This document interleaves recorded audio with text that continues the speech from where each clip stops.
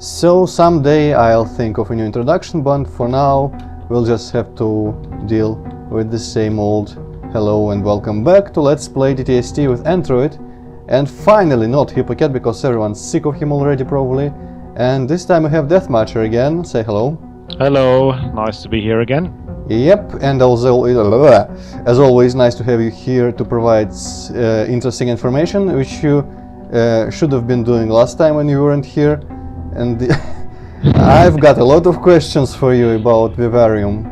Yeah, that was a great show actually. I had a good laugh when watching that one, especially when you came to the Archwire compound. Yeah, I expected that you were looking hilarious. forward to that. Yeah, that's a great moment. And basically the reaction you had was exactly the reaction I had in mind for the player, so perfectly done. Well, glad I delivered. And I'm not sure I should actually just spend time asking you stuff about that level, even though I want to know a lot. Well, just the general question. Are the decoration of the rooms of any significance? Are they connected to the type of monster, or did you just do them at random? That's probably... Yeah, they are supposed to be loosely connected to the monster type. So, for example, the floating monsters have cages. Well, that's... And the lesser monsters have some bodies and carcasses to feast upon and stuff like that. And yeah, for example, the specters have some ash-colored walls to be able to do camouflage. Oh, well, that didn't work for them very well. Well, stuff like that. So, yeah, and you got one thing right. The Cyber Demon was obviously a Jurassic Park reference, which is my favorite movie. Cool. So I just had to do this. Alright, so which... oh, yes, before I forget, did I guess right last time that 7 was the level that everyone... Well, I am looking forward to showing Hypocat. Yes, and you it will take you quite a while to get there actually. So it's pretty much not the last level, but one of the last levels. So it's probably going to be at least 3 recordings, maybe more, until you get there. So, well, since I see all the levels that are left, it's going to be fairly easy to coordinate all that. So that's handy. And well, I'm just going to go into the fading place because that name intrigues me. Ah yeah, and that's the level that I accidentally almost kind of spoiled last time by declaving to it. It has the wonderful blah blah blah music. Aha, major. Ancient.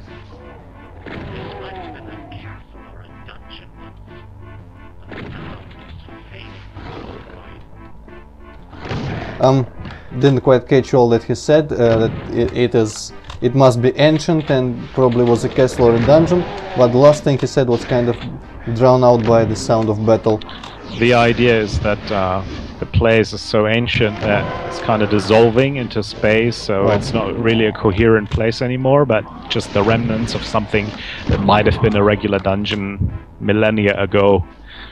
You know what? That is almost precisely exactly what I was looking for in the space episode, especially when the 10,000 years happened.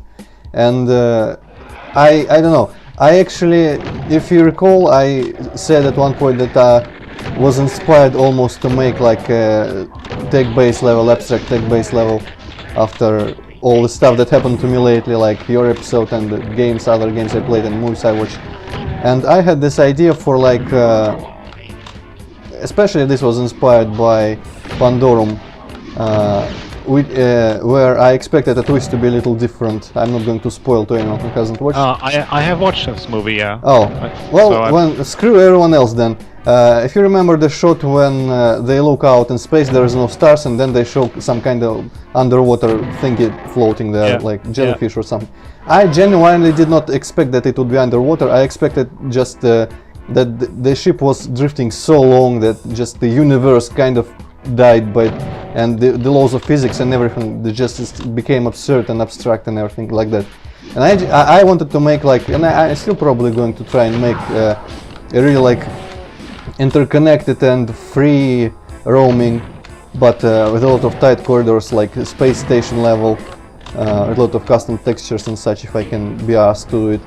where the story is basically that we went into cryosleep and something broke, but the ship was so like well made that it could sustain us just on like solar energy from all the stars around. But when all the stars died, then it decided to wake us up, and now we are floating like in complete black, maybe with some really weird shit going on. So this is more or less precisely that, but a different started at a different place, not a spaceship, but some kind of. And it's really cool. I really love this kinds of. I should warn you before ideas. you should really save very frequently in this chapter, because it's the hardest chapter, it's the longest chapter, and if you don't save often, it's going to be a very long let's play. Well, who's to say that that's a bad thing? But yeah, I'm not going to make videos as tiring as that one when I've been dying on the TTS surface for like 800 times with the Hell Knights and killing myself with the rocket launcher. No.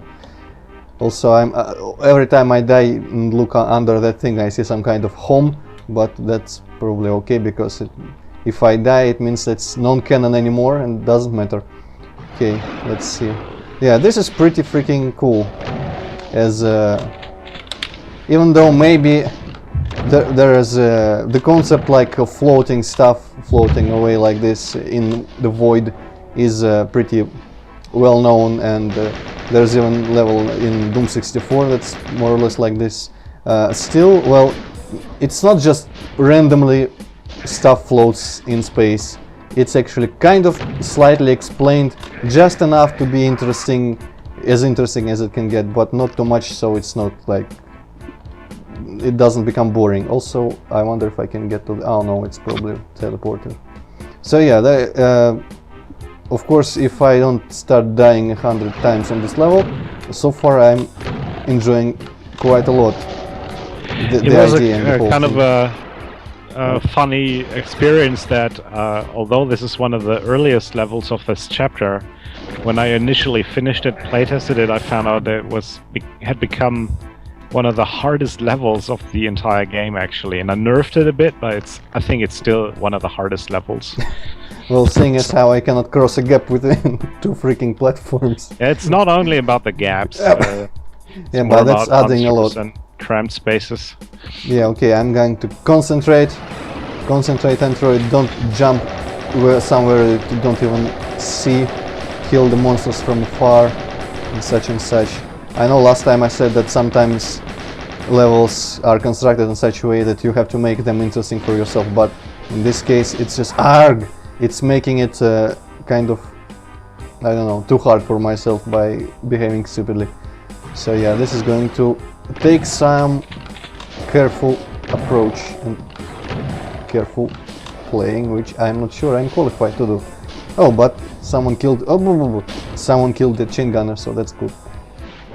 Okay, he was the biggest threat. Maybe there.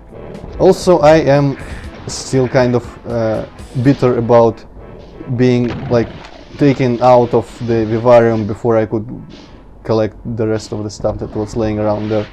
Yeah, but I think you knew perfectly well that the level would be over. Like, I expected that maybe just the bars, those bars, if you remember the bars, which I was always like curious what's up with them. Yeah. I remember maybe they would open, I thought, or maybe like, I don't know, some portal will open somewhere. I didn't okay, but you couldn't be sure, so you could have like saved before the final monster and then just. Yeah, I guess that would be a smart thing to do, but it's funny expecting me to do smart things. The bars, by the way, were just meant to mark the entrance of the level, and then there's nothing there. Well, yeah, I actually after I don't remember. Yeah, I think it was still with Hypocat, but after I stopped recording, I either cleaved to the last level of the last episode and just kind of skipped to the exit and then got to the vivarium and then ran to the got to the vivarium and then just no clip through, and it was just a wall, and it was a big mystery, and now it's but yeah, that's, I don't know, I just usually, damn it, You should have saved more. Yes, yes, yes. Usually when there's like bars like that, especially before a door, which is a lot like a lot of other doors in the area similar, you got to expect that there's something there. Yeah, but you also gotta expect that wherever you start out in a level is just probably the entrance. Well, seeing unless as how it's a secret or something. we arrive via teleport, I wouldn't think that the door would be necessary as an entrance. I think actually Vivarium is the only level in the entire game that has no secret whatsoever. Huh. Yeah, I'm trying to remember. Was it Doom that fixed it? The thing that if there is no secret, usually some version of the game always gave you 0% and some version give you 100% if there is no secrets whatsoever. I think Doom gives you 100. Not really sure what Doom does there. I think it should give you 100 because it would make sense for it to fix like, a bug basically. like that. Also I think cool the classic vanilla version just 0%. Yeah, that's probably why in some levels there is like a secret as soon as you enter the level. The starting sector is a secret and stuff like that. I wanted to say cool transition here into the metal tiles. Also, these little holes are really. They don't look as dangerous as they are. I'm assuming. Yes, instant death. I'm so used to this kind of void just being like usual normal toxic floor. I think we talked about how I like retroactively added detail to the early levels, and in this chapter I began planning this from the very beginning of designing the level. So this is all has been done during the normal design of the level, and nothing that I did retroactively really. Well, the progress is evident, I've got to say. This is pretty amazing. Thank you. Yeah, you're welcome. Also, is this pie?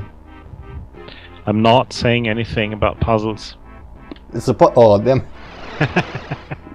Oh, this gives me like PTSD about the last map of TNT Evolution.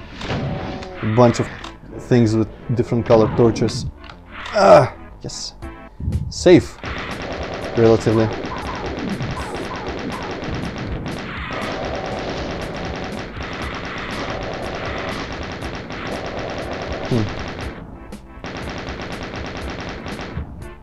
Gotta say, just looking at this, I have absolutely no idea what I would be expected to do at any point in an area like this. I think a lot of people actually got what they had to do here. I was actually surprised so many people got it. Well, it's not super evident, but yeah, it's not super complex or complicated either. Well, by a process of logical deduction, I would say that maybe I have to do something with these platforms that have all these curious marks on them, but what the marks could actually mean, I am not sure at the moment. Well, there are numbers probably, 9, and the circle. Huh. Okay, and there's a pie. I have no idea. I'm just going to try a few things, trial and error. Circle gets me into a nice hot bath, and then I fall off and die. Okay. I'm assuming that's not what I have to do here. Okay, it's one of these cases where I could probably solve it with trial and error, but I really want to figure out what the hell is going on. Okay, color of the torches, maybe it does have something. No, they're all the same. Gotta go back. No, I can't go back. That's nasty. You're trapped.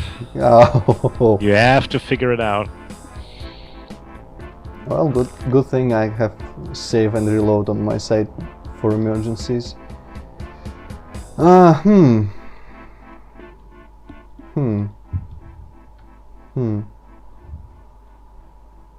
I am stumped. Okay, let's see.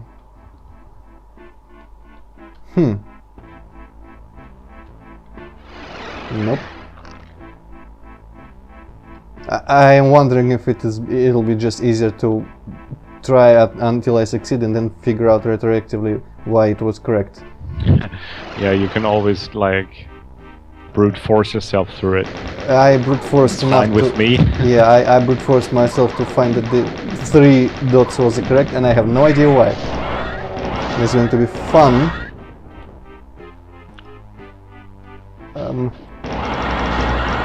Could you think of some sequence that starts with 3?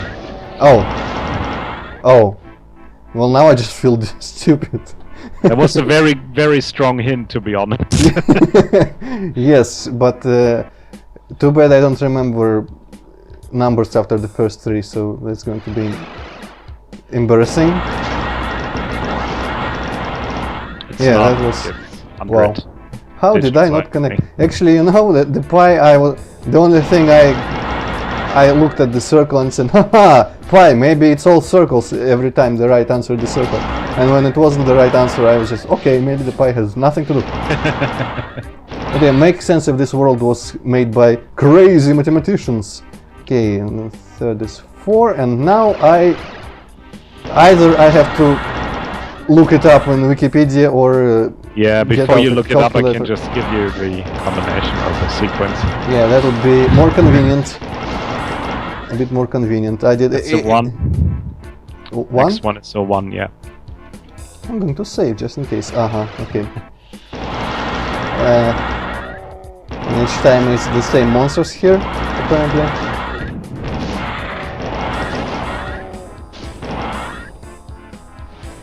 This room was actually a lot harder initially, especially on Ultraviolence, and I nerfed it several times because it just became very annoying to fight like 3 Keiko demons and 3 battles on every single step. Well, you could have like made it a bit more different. On one step it would be ridiculously easy, something like 1 lost soul and nothing in the other, but on second step it would be like, I don't know, a couple of revenants each side. I really wanted to stick to these 2 flying monsters, but at least I varied them, as you will see. Well, yeah, they kind of fit the environment. So what's the next number? It's a 5. Okay, I'm learning something today. It's like that one Silent Hill 3 puzzle where you have on hard puzzle difficulty, you had to like know quotes from Shakespeare to just beat the puzzle or something like that. I don't really remember well.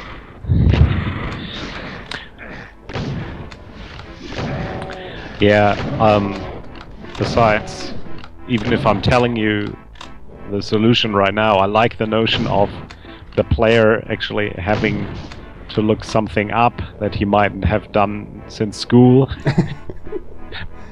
while you're just expected to play Doom and nothing else. The last one is a 9. Well, that was educational.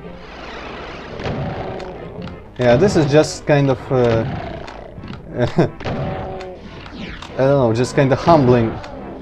Like, you thought you were good at Doom, but you forgot the pi number, you suck. Yeah, that's exactly what I had in mind here. Well, it worked. Oh well. I don't actually think that many people remember the pi number beyond the first 3 numbers. I don't know about how it works in other countries, but in our school and in university I pretty much always just had to use in my calculations just 3.14 or whatever it was. Yeah. Nothing more. I think that jerk. The origin of this puzzle was a song from Type O Negative. I don't know if you're into Gothic music or anything, but I'm not into music, well, like at all, almost. Okay, so yeah, they're like singing the first 10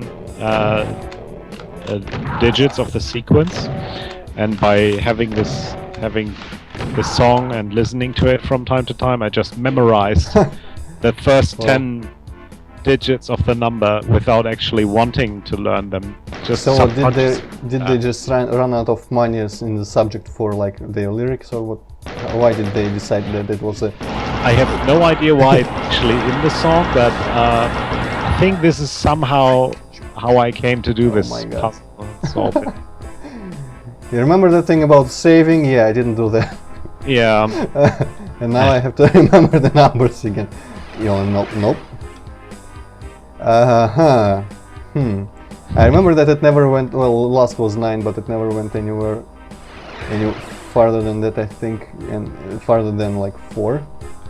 Maybe. 5-9 is the sequence after the 4. You know what? I'm just going to. Damn it! Lost soul. Way to bump me into the abyss. Whoa! No, why? I thought it was 4. No. What? This is preposterous. 2? No. Okay. Okay. I guess I should listen to more music then. Get out here, lost soul. Okay, 5 and 9, and now it's going to be interesting here with all the freaking Cacodemons and Pain Elementals flying to get me, and I'm going to hide in this hide hole. Yeah, that's a good idea. And just defend. Or maybe dodge right into fireball. This is, for example, this is one of the better examples maybe of the jumping support. This was when I did this level. I didn't have jumping in mind originally, but later on I thought, should I prevent the player from jumping in these cubicles? And I thought, no, this could be a small reward for being able to jump. You have a better point from which to fight monsters. We're a bit like sheltered against that attacks. So this is one of the occurrences of jumping support here. Yeah, that's a nice little like opportunity for strategy. I think it's a big word, but at least it makes you feel like you're smart after being embarrassed by this pie. I never actively reward the player with any items or equipment. Like there's no item in the game that cannot be reached without jumping, but these are the kind of things where I wanted to reward him in a different way. Okay, any more? I think I'm just going to save every step I take. This is turning kind of ridiculous. I don't know why I haven't saved last time when I passed this puzzle again. Oh, you could just, it's the last one, it's the 9. Oh yeah, it's the last one. For some reason I thought it was second to last one, right? Okay, also this kind of reminds me, I don't know, you probably haven't seen that it's, I think, yeah, a Half-Life 2 set of levels called something like the Pythagoras mistake or Pythagoras error or something. And it starts like, well, similar to the normal, so saving with 6 health. Starts similar to normal Half-Life 2, like by, there is like aliens attacking or something, but later it turns out that attacking us are not actually aliens, but huge white numbers. I don't know, I don't remember if there was some kind of story by that, but I was, it was a very long, well, I survived, now I 1 health and I'm going to save again. That might have been a mistake. Yes. You can do it, I think. It's possible. Of course it's possible. Everything is possible if you believe in yourself. Yeah, it was a very long time ago when I saw that. I was more impressionable back then.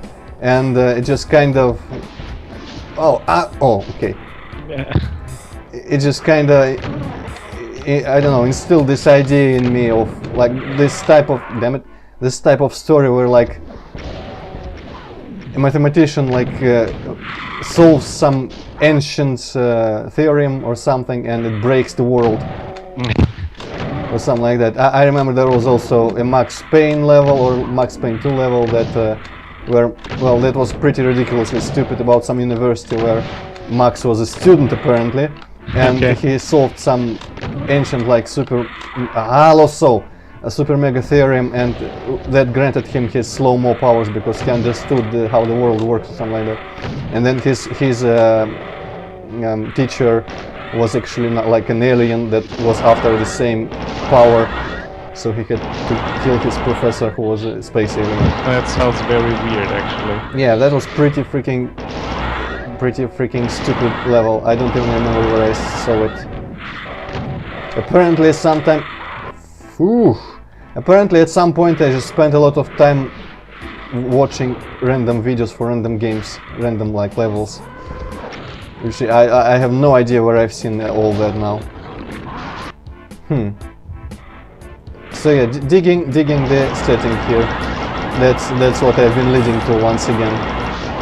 Yes, currently I am completely like failing at defending my castle here or tower or whatever, and yeah, I've got nothing more to say because we haven't seen a new area in a while, and that's my fault, but...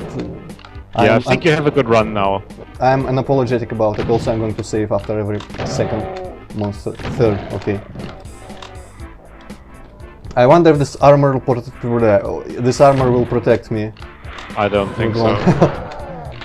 Especially because there's some hit scanners here. Wow, I just got brushed off by that. I don't think it even hit me. I just kind of felt how hot it was and died from that fireball. Okay.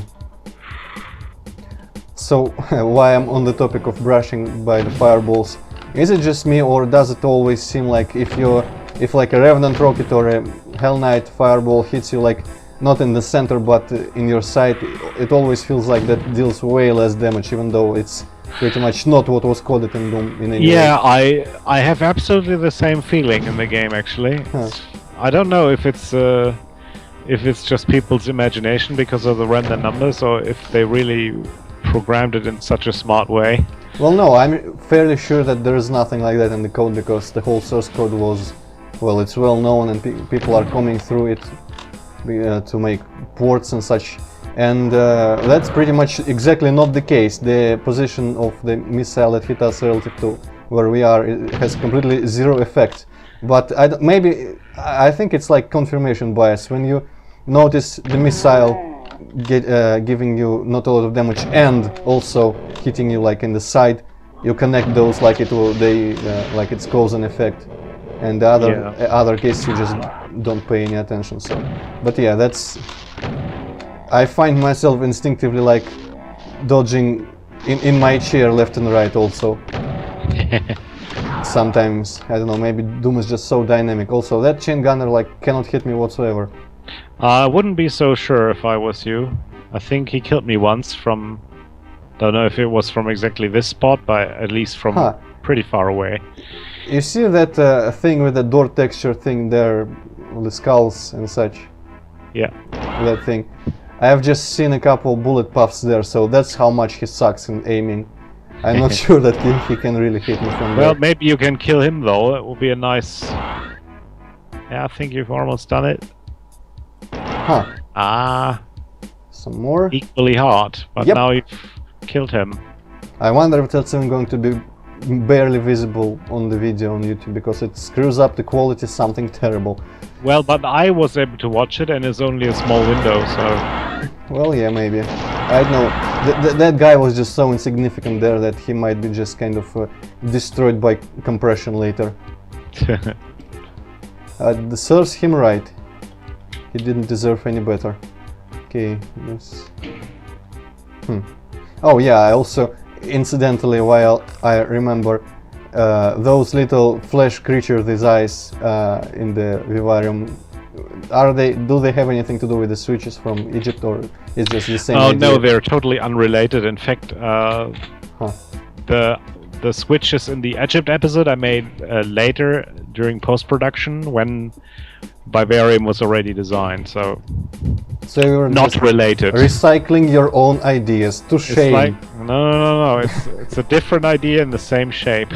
Ah, okay, all right. I can buy that. Not. It's like John and Adrian Carmack, not related, although it looks to be it. Well, I suppose it's a bit racist to assume that all the little thingies are related just because they look the same to me. They probably can distinguish between each other very well themselves. But it was kind of funny thought that the Egyptians, the Go Egyptians or whatever, they just kind of, I don't know, captured and tamed a couple of those things from this sphere dimension, just used them as switches. Only the penitent man shall pass. Now, I have a soundtrack for Clive Barker's Jericho, and I remember that one of the songs is called Someone the Penitent Man, and I have no idea what the word even means. That's penitent man is somebody who likes to punish himself for religious reasons, for example. Well, that's obvious then. There's... what? No. Come on, Baron, you can do this to me. And I don't know if you get the reference, I don't think you got it. It's a reference to one of the Indiana Jones movies. Oh. Or the exact same wording. Well, I have only watched each of them, I think, once, so yeah, no wonder I don't remember a phrase like that from them. Yeah, the only time I remember ever encountering that word is from the soundtrack from the name of song in Jericho. By the way, did you ever play that game? No, I don't know it. Sorry. It's I don't know. People usually say that it's a bad game, but I freaking love it. Also, I don't think I can survive that. Let's try again with better health. Also, I want to see what happens. Yep. Okay. Got it.